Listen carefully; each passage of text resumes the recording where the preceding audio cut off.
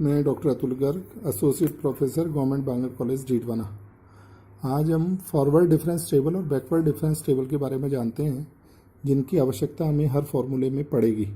तो जो भी आर्गूमेंट, ये जो आर्गूमेंट दिए गए हैं, इनके अकॉर्डिंग जो एंट्रीज दी गई हैं, तो y is equal to F X कोई फंक्शन दिया गया है, तो जिसके x is equal to A plus H, A plus 2h, A plus 3h, A plus 4h पर इनकी फंक्शन की वैल्यू दी गई है F A plus H, F A plus 2h, F A plus 3h, F A plus 4h। ये आंकड़े हमें दिए गए हैं, इनकी अपने को टेबल बनानी पड़ेगी। फॉरवर्ड डिफरेंस या बैकवर्ड डिफरेंस, जैसा भी फॉर्मूला होगा उसके अकॉर्डिंग अपन टेबल बनाएंगे। तो अभी फॉरवर्ड डिफरेंस टेबल बना रहे हैं। तो डेल एफ एक्स, पहले अग्रांतर निकालते हैं सारे। तो एफ ए प्लस एच में से एफ ए अगर अपन सब्ट्रैक्ट करें तो ये कहलाता है डेल एफ ए, अग्रांतर एफ ए, जिसकी वैल्यू होती है एफ ए प्लस एच में से एफ ए को सब्ट्रैक्ट करिए। तो ये इन दोनों के ठीक बीच में यहाँ पर लिखा जाएगा। तो दोनों के बीच में लिखना है, ध्यान रखना है। एफ ए प्लस, इसी प्रकार एफ ए प्लस 2h से F A plus H subtract करेंगे तो del F A plus H होगा। इसी प्रकार एफ ए प्लस 3h में से F A plus 2h subtract करेंगे तो ये del square F A plus 2h, del F A plus 2h होगा। इसमें से ये सब्ट्रैक्ट करेंगे तो del F A plus 3h। ये सारे अग्रांतर आ गए पहले। अब आते हैं दूसरे अग्रांतर, सेकंड डिफरेंस पर, डेल स्क्वायर एफ एक्स पर। तो इसमें से इसे सब्ट्रैक्ट करें तो ये आता है डेल स्क्वायर एफ ए, क्यों del F A plus H में से डेल एफ ए सब्ट्रैक्ट करें तो ये होता है डेल स्क्वायर एफ ए। क्योंकि अगर अपन देख लें डेल स्क्वायर एफ ए क्या होगा, डेल एफ ए। तो डेल एफ ए की वैल्यू है del F A plus H minus F A. तो ये हो गया del F A plus H में से डेल एफ ए सब्ट्रैक्ट करेंगे तो डेल स्क्वायर एफ ए आएगा। तो वो ये रहा डेल स्क्वायर एफ ए। इसमें से इसे सब्ट्रैक्ट किया, डेल स्क्वायर एफ ए आ गया। इसी प्रकार इसमें से इसे सब्ट्रैक्ट करें, ठीक बीच में लिखें del square F A plus H. इसमें से इसे सब्ट्रैक्ट करके बीच में लिखें ये del square F A plus 2h आ गया। इसी प्रकार आगे है डेल क्यूब एफ ए होगा, इसमें से इसे सब्ट्रैक्ट करें, डेल क्यूब एफ ए आ गया। इसमें से इसे सब्ट्रैक्ट करें, del square F A, del cube F A plus H आ गया। और इसी प्रकार लास्ट इसमें से इसे सब्ट्रैक्ट करें तो del 4 F X F A आ गया। ये कहलाती है डिफरेंस टेबल। अब इस डिफरेंस टेबल में जो ध्यान रखने वाली बात है कि एफ ए के सारे अग्रांतर ये इस तिरछी लाइन पे पड़े रहेंगे। तो अपन सारी तिरछी लाइन खींच के देख सकते हैं कि किसके अग्रांतर कहाँ है। जैसे आपसे पूछ लिया जाए del cube F A plus H बताइए, तो del cube F A plus H F A plus H की तिरछी लाइन पे मिलेंगे। F A plus H, del F A plus H, del square F A plus H, ये रहा del cube F A plus H. तो कोई भी अग्रांतर पूछा जाएगा तो अपन तिरछी लाइन पे होके चलेंगे। न्यूटन ग्रेगरी अग्र सूत्र में ये सारे अग्रांतर काम में आएंगे। F A, del square F A, del cube F A, del 4 F A, ये अग्रांतर टेबल में काम में लेंगे। तो इसको अपन ने पहले ध्यान रखेंगे, तिरछी लाइन पे सारे पड़े होते हैं। इसी तरह से आती है बैकवर्ड डिफरेंस टेबल। वही आर्ग्यूमेंट और एंट्रीज दी गई हैं, कोई चेंज नहीं है, आंकड़े वही हैं। बैकवर्ड डिफरेंस टेबल बनानी है अपने को, ये रही बैकवर्ड डिफरेंस टेबल। तो इसमें एफ ए प्लस एच में से एफ ए घटा दें तो ये पश्चांतर एफ ए प्लस एच कहलाता है। वैल्यू तो वही है आंकड़ों की, लेकिन ये कहलाएगा पश्चांतर एफ ए प्लस एच। क्योंकि पश्चांतर एफ ए प्लस एच की परिभाषा में अपन ने देखा था कि एफ ए प्लस एच में से स्वयं में से एफ ए घटाइए, पहली वाली वैल्यू सब्ट्रैक्ट करिए, तो ये पश्चांतर एफ ए प्लस एच आ गया। इसी प्रकार इसमें से घटाएं, ठीक बीच में लिखें तो ये एफ ए प्लस 2h आ गया डेल। इसमें से ये घटाएं, ठीक बीच में लिखें तो del F A plus 3h आ गया। इसमें से इसे घटाएं, ठीक बीच में लिखें तो ये आ गया। तो ये सारे पश्चांतर पहले ये आ गए। इसी तरह से इसमें से घटा के ठीक बीच में लिखें, इसमें से घटा के ठीक बीच में लिखें, इसमें से घटा के ठीक बीच में लिखें, del square F A plus F X आ गए सारे। ये डेल क्यूब इसी तरह से घटा के बीच में लिखा, घटा के बीच में लिखा, इसको बीच में लिखा, तो ये del 4 F A plus 4h आ गया। तो सारे पश्चांतर यहाँ हैं। जैसे आपसे पूछा जाए कि del square F A plus 4h बताइए कहाँ है, तो इसमें तिरछी लाइन उल्टी खींचनी पड़ती हैं। इससे पता लग जाता है कि पश्चांतर कहाँ दिए गए हैं।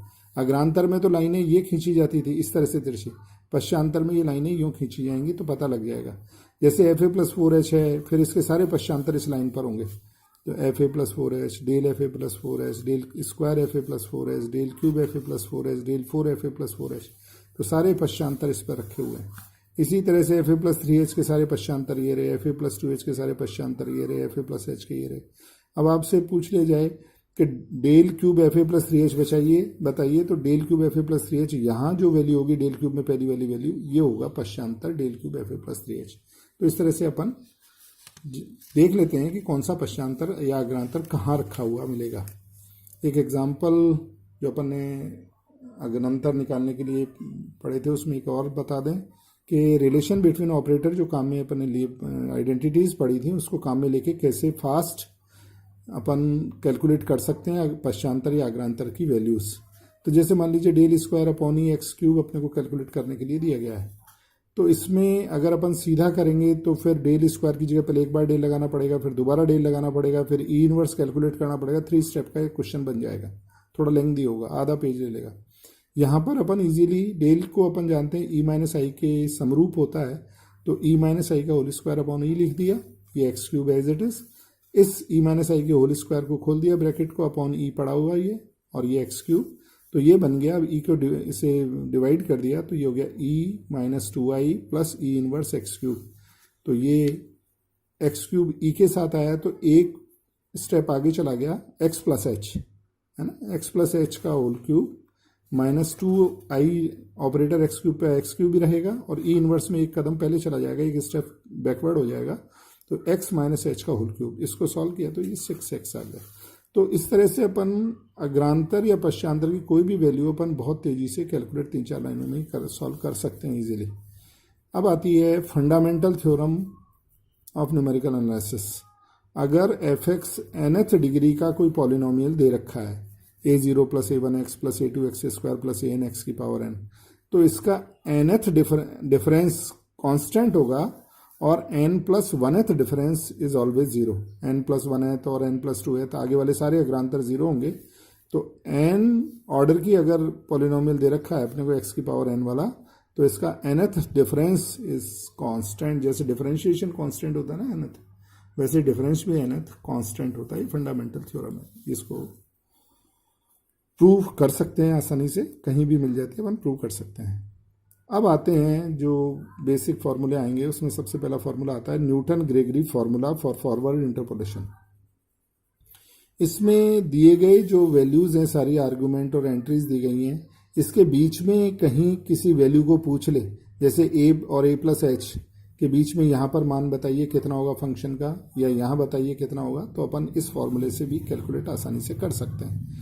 F A plus N H को अपन लिख सकते हैं ई की पावर एन एफ ए, और ई की पावर एन होता है आई प्लस डेल की पावर एन एफ ए। तो ये हो गया I plus N C one, expand कर दिया ऐसे, I N C one del, N C two del square, N C three del cube, and so on N C N del X del N F X I.